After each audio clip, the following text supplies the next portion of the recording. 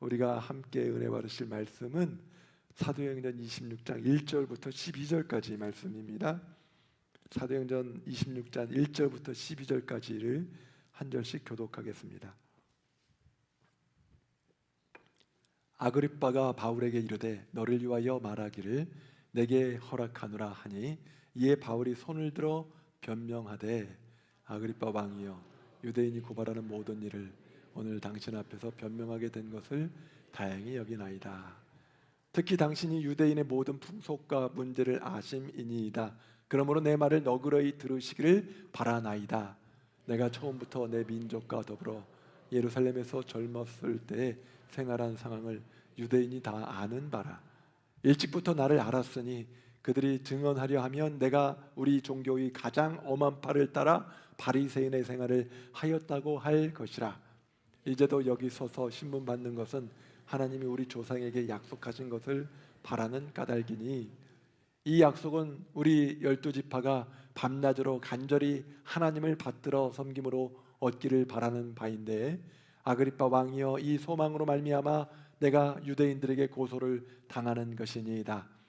당신들은 하나님이 죽은 사람을 살리심을 어찌하여 못 믿을 것으로 여기나이까. 나도 나사렛 예수의 이름을 대적하여 많은 일을 행하여야 될 줄 스스로 생각하고 예루살렘에서 이런 일을 행하여 대제사장들에게서 권한을 받아가지고 많은 성도를 옥에 가두며 또 죽일 때에 내가 찬성 투표를 하였고 또 모든 회당에서 여러 번 형벌하여 강제로 모독하는 말을 하게 하고 그들에 대하여 심히 격분하여 외국 성에까지 가서 박해하였고 그 일로 대제사장들의 권한과 위임을 받고 다메섹으로 갔나이다. 아멘. 오늘은 잘못된 확신은 하나님을 대적합니다라는 제목으로 말씀을 나누겠습니다. 사람은 무엇을 따라 살아갑니까? 많은 경우 사람은 사실보다도 자신의 확신을 따라 살아가기 마련입니다. 그러니까 내가 옳다고 믿는 것, 내가 맞다고 생각하는 것, 그것이 우리의 행동과 선택을 결정하게 되지요. 우리 사회에 큰 충격을 주었던 오대양 사건을 기억하시는 분들이 많이 계실 겁니다. 저는 얼마 되지 않았는 줄 알았더니 그 사건을 찾아보니까요 1987년에 일어났던 일이더라고요. 경기도 용인의 한 공장에서 대표와 추종자 등 32명이 이 숨진 채 발견된 사건이었죠. 이 사건은 사이비 종교의 잘못된 이런 모습들과 또 엉뚱한 신념이 결합될 때에 사람이 얼마나 비극적으로 무너질 수 있는가를 잘 보여주고 있는 사례라고 할 수 있습니다. 그들은 누군가를 따른다고 생각했습니다. 자신들이 붙든 길이 옳다고 믿었을 것입니다. 그러나 잘못된 확신은 사람을 살리는 것이 아니라 오히려 사람을 무너뜨립니다.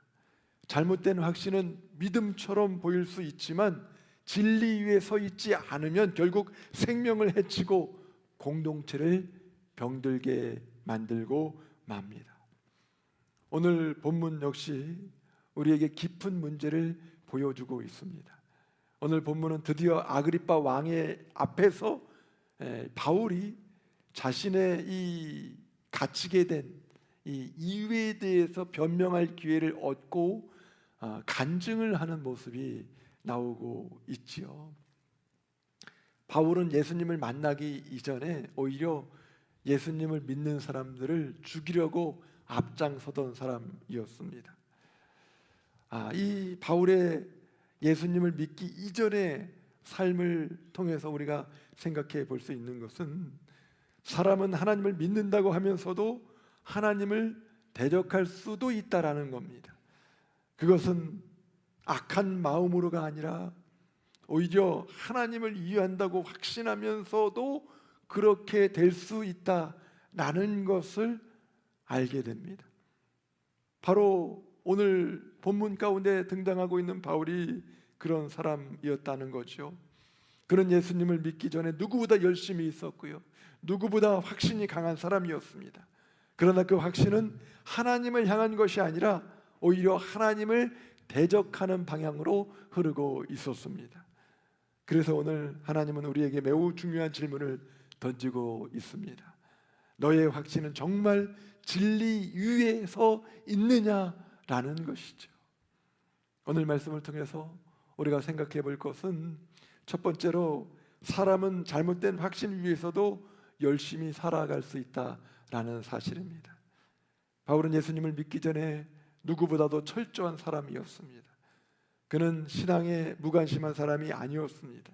오히려 가장 엄격한 바리새인으로 살아가면서 율법을 지키는데 자신의 인생을 바쳤던 사람이었습니다. 오늘 본문 5절에서 바울의 설명을 우리가 들어볼 수 있는데요, 같이 읽어보겠습니다. 우리 종교의 가장 엄한 바를 따라 바리새인의 생활을 하였다고 할 것이라. 나의 모습을 보면 유대인들이 나를 어떻게 말하느냐면은 우리 종교의 가장 엄한 바인 그 바리새인의 생활을 하였다고 말할 수 있을 정도로 내가 엄격하게 하나님 앞에서 율법을 지키는 신앙생활을 했다라는 것을 주장하고 있는 것이죠. 그렇습니다. 사람들의 눈으로 보면 바울은 누구보다도 하나님께 충성된 사람처럼 보였습니다. 종교적인 열심과 헌신에 있어서도 부족함이 전혀 없는 사람처럼 보였습니다. 그런데 문제는 무엇입니까? 바울에게 열심이 없었던 것이 아니죠. 오히려 너무 열심히 있었습니다. 그러나 그 열심은 진리 위에 서 있지 못했습니다. 방향이 잘못된 열심이었습니다. 그래서 바울은 훗날 자신의 동족 유대인들을 돌아보면서 이렇게 고백합니다. 로마서 10장 2절을 같이 읽겠습니다. 내가 증언하노니 그들이 하나님께 열심히 있으나 올바른 지식을 따른 것이 아니니라. 아멘. 이 말씀은 바울 자신의 과거이기도 했죠. 유대인들은 하나님께 열심히 있었습니다. 예배도 드렸고요, 율법도 지켰고요, 또 종교적인 전통도 철저하게 붙들었습니다. 그러나 그 열심이 하나님의 뜻과 복음을 향하지 못했기 때문에 결국 메시아로 오신 예수님을 거부하는 모습을 보여주게 되었습니다. 오늘날도 유대인들은 예수님을 거부하고 있잖아요. 오히려 예수님의 이 모습을 형상화한 것을 가지고 장난을 치고 하는 그런 이스라엘 군의 모습이 뉴스에 보도되어서 또 이스라엘 당국이 총리가 사과하는 모습까지 등장했던 것을 기억합니다. 여기서 우리는 매우 중요한 사실을 깨닫게 됩니다. 사람은 진리를 떠난 상태에서도 충분히 열심히 살아갈 수 있다라는 것이죠. 심지어 잘못된 길을 가면서도 자신은 옳다고 확신할 수 있습니다. 그래서 성경은 단순히 열심히 하라고만 말씀하지 않습니다. 무엇을 기준으로 살아가고 있는가를 더 중요하게 말씀합니다. 잠언에서도 이런 경고의 말씀이 있어요. 잠언 14장 12절을 한번 같이 읽겠습니다.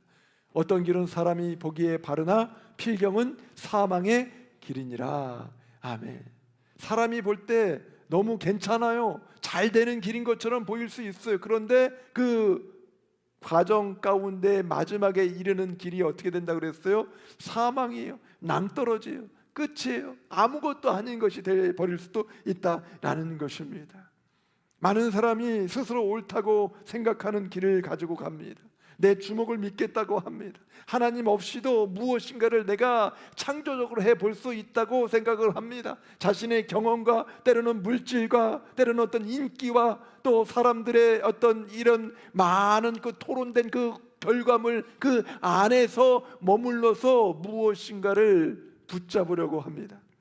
그러나 하나님 앞에서는 전혀 다른 길일 수 있다라는 것이죠. 신앙은 단순히 얼마나 열심히 하느냐의 문제가 아닙니다. 얼마나 오래 믿었느냐의 문제도 아닙니다. 더 중요한 것은 내가 정말 하나님의 말씀 위에 서 있는가입니다. 내 경험보다 말씀을 앞세우고 있는가? 내 생각보다 하나님의 뜻을 더 붙들고 있는가를 끊임없이 점검해야 될 줄 압니다. 왜냐하면 잘못된 확신 위에 선 열심은 결국 하나님과 멀어질 수 있기 때문에 그렇습니다. 두 번째로, 잘못된 확신은 결국 하나님을 대적하게 만듭니다. 바울은 자신의 과거를 숨기지 않았어요.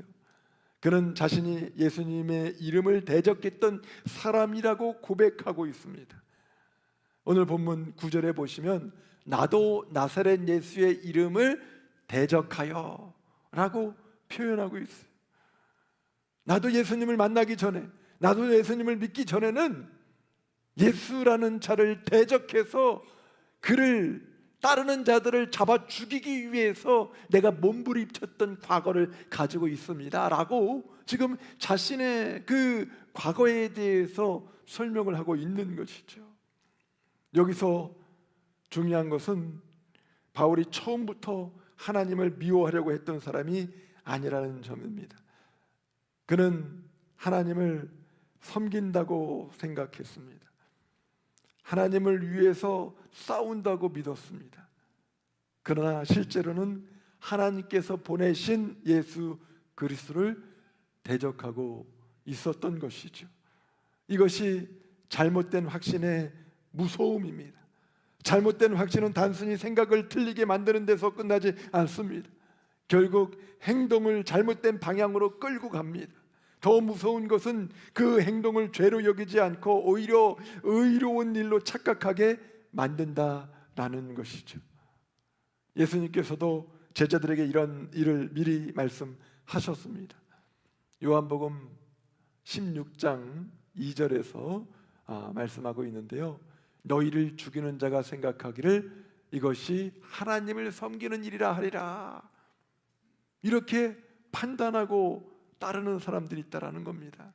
하나님을 섬긴다고 생각하면서도 어떻게 해요? 하나님의 사람을 해칠 수 있습니다. 하나님을 위한 열심이라고 믿으면서도 하나님의 뜻을 거스를 수 있습니다. 그래서 확신이 강하다는 것만으로는 안전하지 않습니다. 확신이 강해가지고 때로는 교회를 떠나고 예배를 떠나고 기도를 떠나는 사람이 있어요. 자기 확신에 취해서 하나님의 말씀을 붙잡는 것이 아니라 오히려 세상의 악한 영을 따르는 선택을 하는 사람도 있다라는 것입니다. 그 확신이 내 생각과 내 경험 안에만 머물러 있는 것이 아니라 그 확신이 진리 위에 서 있어야 합니다. 이것이 중요합니다. 바울도 훗날 자신의 과거를 돌아보면서 이렇게 고백하죠. 디모데전서 1장 13절에 보시면 내가 전에는 비방자요 박해자요 폭행자였으나, 바울이 자신을 그렇게 고백하고 있어요. 비방자요 박해자요 폭행자였다고. 내가 예수님을 만나기 전에는 이렇게 악한 사람이었다라는 고백을 하고 있습니다. 물론 그 당시에는 자신이 의로운 일을 한다고 생각했을 것입니다. 그러나 예수님을 만나고 나서 보니까 이제는 깨닫게 된 거죠. 자신이 붙들고 있던 확신은 진리가 아니었고 자신이 하고 있던 일은 하나님을 섬기는 일이 아니라 오히려 하나님을 대적하는 일이었다는 사실을 깨달았습니다. 신앙생활에서 가장 위험한 순간은 내가 틀릴 수 있다는 가능성을 완전히 닫아버릴 때입니다. 말씀 앞에서 자신을 점검하지 않고 내 생각과 내 기준을 하나님의 뜻이라고 단정할 때 사람은 쉽게 하나님을 대적하는 자리로 갈 수가 있습니다. 그러므로 우리는 늘 물어야 합니다. 이것이 정말 하나님의 뜻인가? 내 확신이 말씀 위에 서 있는가? 나는 하나님을 이해한다고 하면서 혹시 하나님의 마음을 거스르고 있지는 않는가? 잘못된 확신은 결국 하나님을 대적하게 만듭니다. 그러므로 확신은 언제나 말씀 앞에서 낮추어져야 하는 줄 믿습니다.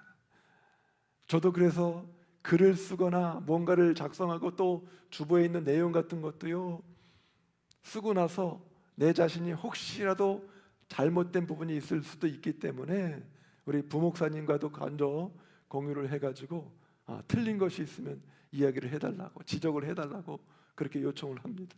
몇 번의 필터링을 거치는 거예요. 왜? 내가 의도해가지고 확신 가운데 썼을 수 있지만 이 때로는 이 문법적으로나 성경적으로 내가 어디에 도취해가지고 잘못된 것이, 그릇된 것이 있을 수도 있기 때문에 한번 맞춰보는 것이죠. 나를 내려놓을 수 있어야 합니다. 그리고 잘못된 것이 있으면 또 수정할 수도 있어야 하는 것이죠. 제가 오래전에 섬겼던 교회에서 어떤 집사님 한 분이 굉장히 은사가 탁월했던 분이 계셨어요. 그래서 기도하면 응답을 많이 받고 또 이제 예언할 수 있는 그런 어떤 은사까지도 주어졌어요. 그러고 보니까 누군가가 이렇게 어떤 행동들을 하고 또 뭔가를 선택을 할 때 그 집사님에게 묻는 사람들이 많아지는 거예요. 그 집사님과 같이 기도하면 그대로 되는 경우가 많이 있어요. 그러니까 심지어 목회자들도 그 집사님한테 찾아가 가지고 같이 물어봅니다. 이렇게 같이 기도해보고 그런 일들이 비일비재했습니다. 처음엔 순수한 마음으로 시작을 했는데 하나님께서 주신 그 은사가 있다면 하나님을 위해서 사용하면 돼요. 그런데 어느 시점이 흐르고 나서 보니까는 이제는 이 영혼이 깨끗하지 않게 되었어요.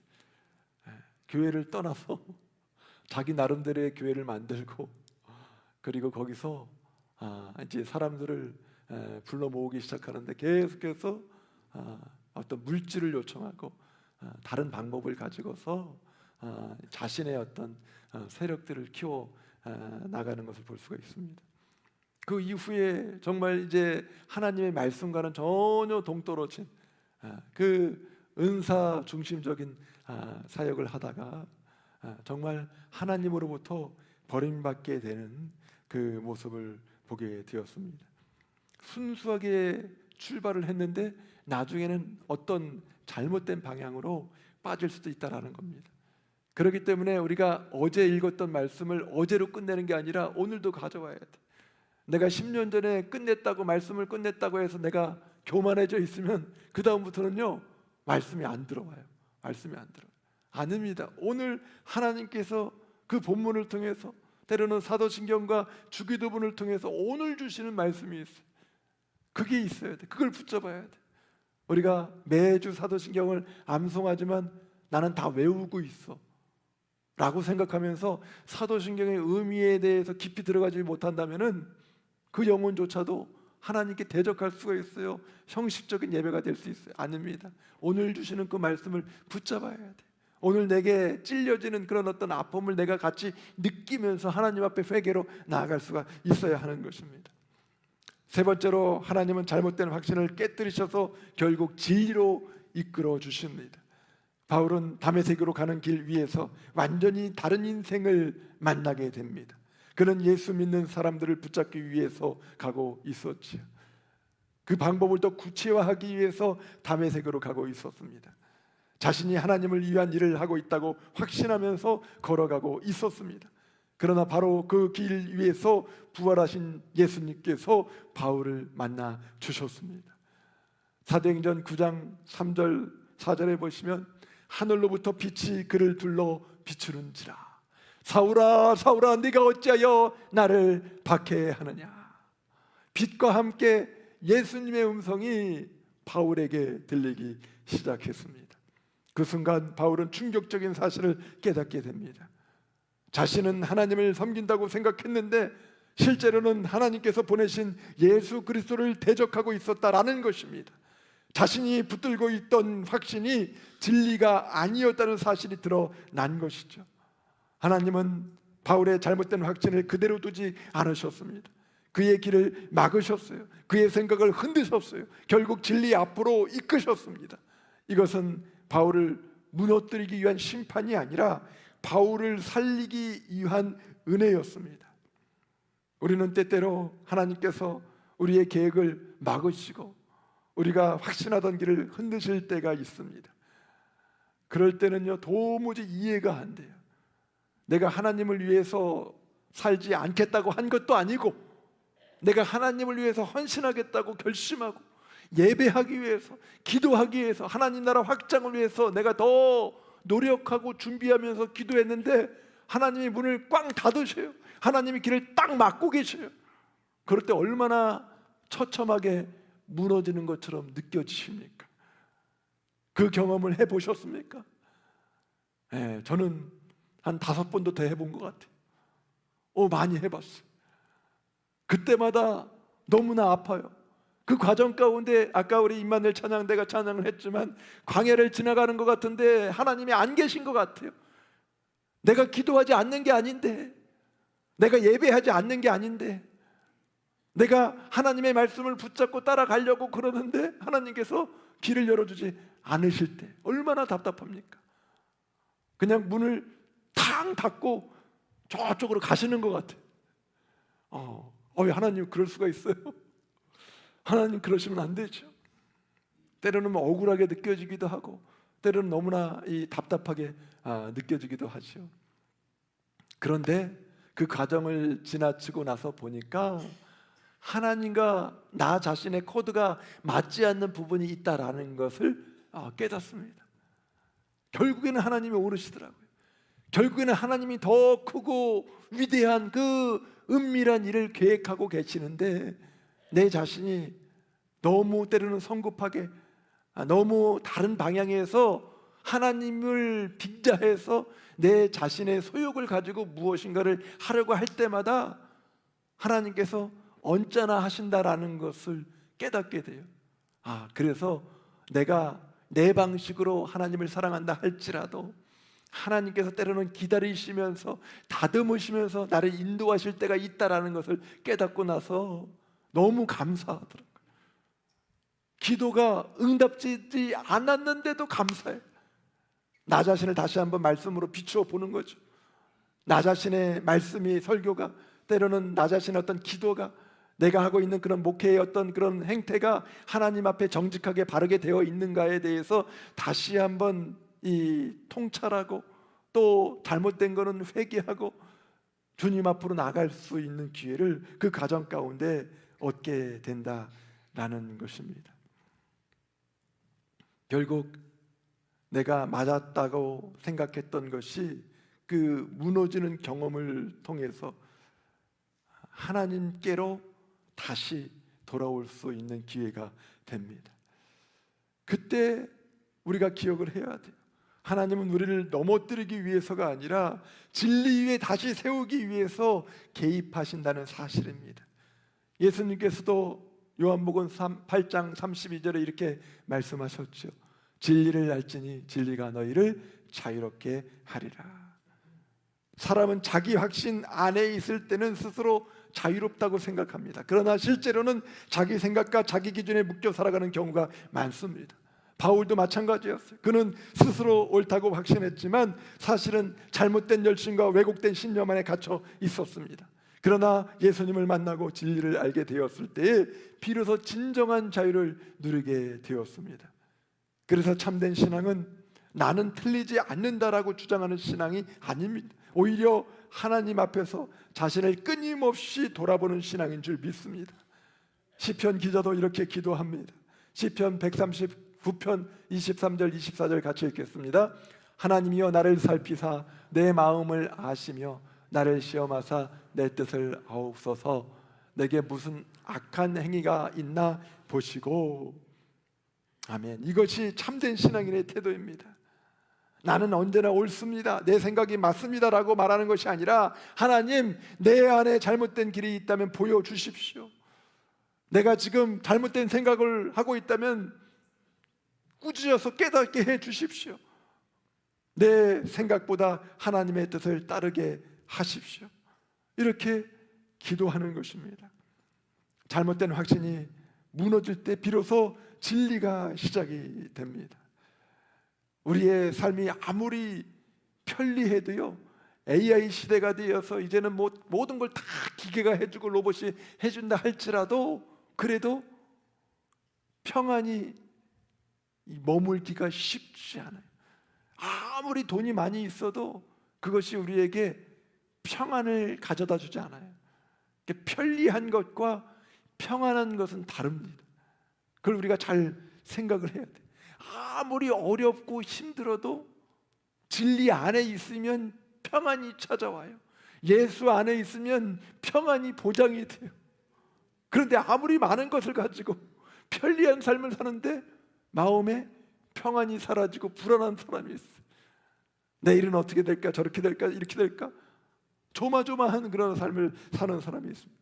그래서 우리는 진리 안에 있어야 돼.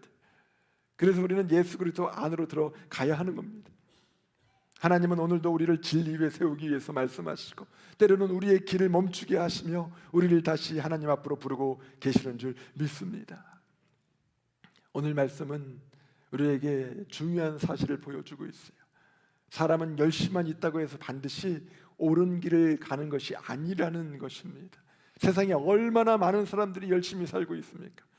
얼마나 많은 사람이 아침부터 저녁 늦게까지 때로는 투잡, 쓰리잡을 뛰어가면서 뭔가를 붙잡으려고 열심히 살아가고 있어요. 그런데 그 끝이 무엇이냐? 그 끝에 무엇가 남는가에 대해서 생각해 보지 않고 그냥 전속력으로 달려만 가는 사람들이 많이 있습니다. 아무리 열심히 산다고 해서 옳은 길을 가는 것이 아니라는 걸 깨달아야 돼요. 바울이 누구보다도 열심히 있었잖아요. 하나님을 위해 산다고 확신도 했잖아요. 그러나 그 확신이 진리 위에 서 있지 않을 때에 그는 오히려 예수님을 대적하는 사람이 되고 말았습니다. 그래서 오늘 우리는 스스로에게 하나님께서 하신 질문을 다시 한번 던져볼 수 있어야 합니다. 너는 무엇을 기준으로 확신하고 있느냐라는 것이죠. 우리는 오랫동안 신앙생활을 해왔을 수 있습니다. 예배에도 열심히 참여하고 봉사와 헌신에도 힘쓰고 있을 수 있습니다. 그러나 중요한 것은 얼마나 열심히 하고 있느냐 보다도 그 열심히 정말 말씀 위에 서 있는가 하는 것입니다. 사람은 자기 생각을 붙들고도 확신할 수 있어요. 경험을 붙들고도 자신이 옳다고 믿을 수 있습니다. 익숙한 신앙의 방식 안에서도 얼마든지 안심하며 살아갈 수 있습니다. 그러나 오늘 말씀은 우리에게 분명히 경고합니다. 잘못된 확신은 결국 하나님을 대적하게 될 수 있다라는 것이죠. 그러므로 오늘 우리는 하나님 앞에서 다시 자신을 돌아볼 수 있어야 합니다. 그리고 이렇게 결단해야 합니다. 한번 따라하겠습니다. 주님, 내 생각보다 말씀을 붙들게 하소서. 내 경험보다 하나님의 진리를 의지하게 하소서. 내가 옳다고 주장하기보다 하나님 앞에서 겸손히 배우게 하소서. 그렇습니다. 신앙은 내 확신을 끝까지 밀어붙이는 것이 아니라 하나님의 말씀 앞에서 끊임없이 자신을 점검하며 살아가는 것입니다. 하나님께서는 오늘도 우리를 정죄하시기 위해서가 아니라 진리 위에 세우시기 위해서 말씀하고 계십니다. 오늘 예배 이제 말씀 이후에 함께 부를 찬양처럼 주님 마음 내게 주소서. 주님의 마음으로 내가 가득 채워져야 되는데 내 생각, 내 마음으로 채워져서 오히려 주님의 생각을 다 등 떠밀고 많은 것이 아닌지 깨닫고 주님 마음 내게 주소서. 이 고백이 저와 여러분의 고백이 되어야 될 줄 믿습니다. 내 생각이 아니라 주님의 마음을 품고 내 확신이 아니라 하나님의 진리를 따라 살아가는 저와 여러분이 되시기를 주님의 이름으로 축원합니다. 기도하겠습니다. 오늘도 살아서 역사하시는 하나님 아버지 참으로 감사합니다. 우리의 삶이 말씀을 따른다고 하면서도 때때로 내가 가지고 있는 경험, 내가 가지고 있는 주관적인 확신 가운데 치우쳐서 말씀을 외면할 때가 있었음을 솔직히 고백하고 회개하오니 용서하여 주옵소서. 적절한 시점에서 바울의 고백을 통해서 말씀으로 깨닫게 하여 주시니 감사합니다. 내 자신을 의지하는 것이 아니라 하나님의 말씀을 의지해서 순종해 나갈 수 있는 믿음을 허락하여 주시옵소서. 하나님 앞에 예배하게 하시고 하나님 앞에 기도하게 하시고 하나님 앞에 진리를 나눌 수 있는 분명한 믿음 가운데 세워지게 하여 주시옵소서. 오늘도 살아서 역사하여 주시는 우리를 끝까지 사랑하시는 예수님의 이름으로 기도하옵나이다. 아멘. 이제 다 함께 일어나셔서 찬송하실 때 주님 마음 내게 주소서 찬송 찬양하겠습니다.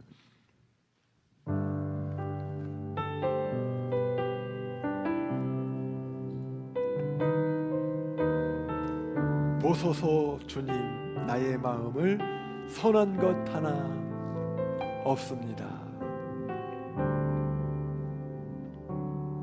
보소서 주님, 나의 마음을 선한 것 하나 없습니다.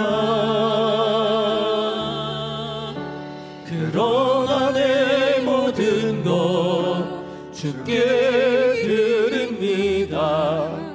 사랑으로 안으시고 날 새롭게 하소서.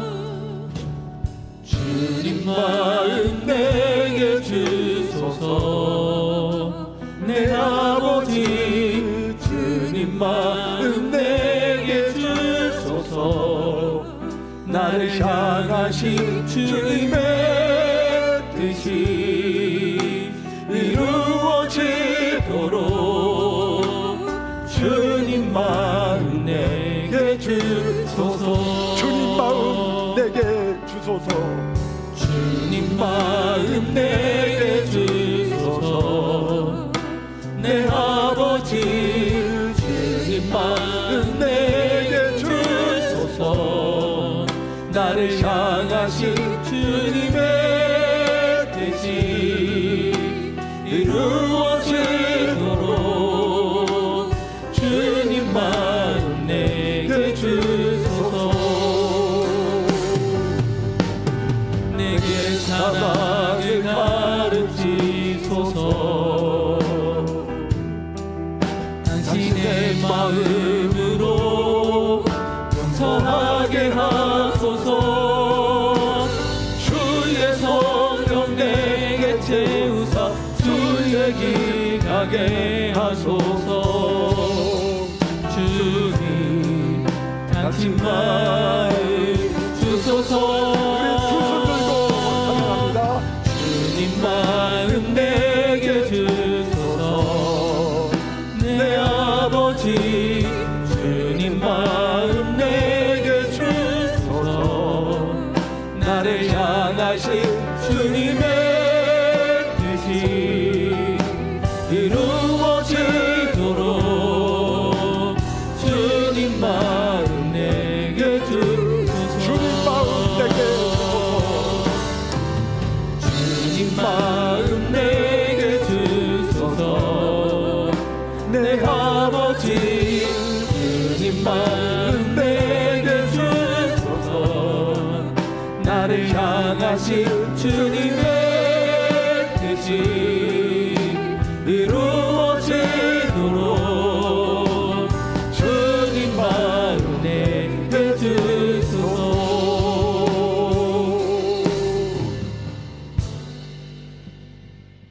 아멘. 이제는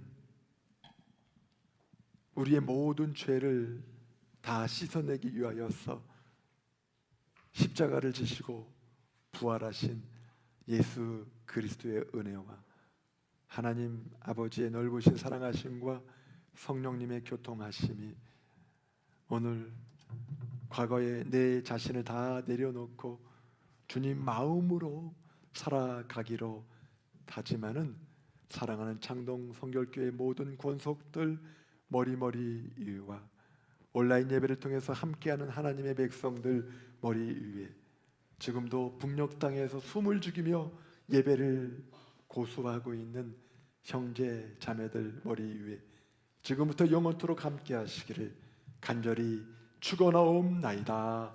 아멘.